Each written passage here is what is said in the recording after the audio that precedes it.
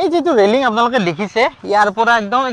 আগলৈ আৰু একদম আগলৈ এই যেটো ৰেলিং আছে এই ৰেলিংটো আপোনাৰ কোৱা যায় আপোনাৰ গাৰ্ড ৰেলছ আপোনাৰ এই যেটো ৰেলিং কোড প্ৰভাইড কৰা যায় গম পাইনে যেতিয়া আপোনাৰ যেটো ৰাস্তা আছে এই ৰাস্তাটো যেতিয়া আপোনাৰ 3 ফুট বা 3 ফুটৰ ওপৰত হয় আৰু আপোনাৰ পিছফালে মানে তলফালে এই গাৰ্ড ৰেলছৰ পিছফালে যেতিয়া আপোনাৰ এনেকুৱা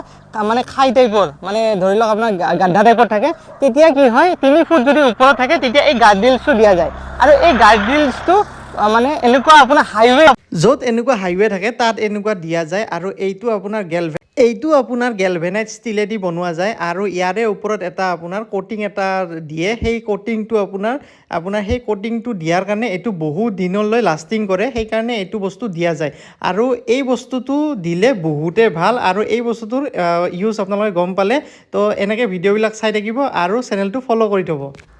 মইতো আপোনালোকক এইখিনি কথা ক'লোৱে মোক আপোনালোকে কওক যে এই যেটো সিম্বল দিয়া যায় এই সিম্বলটো কিহৰ কাৰণে দিয়া যায় আপোনালোকৰ কোৱেশ্চন এইটো কমেন্ট বক্সত কমেন্ট কৰি কোনোবা যদি জানে কমেন্ট কৰি জানক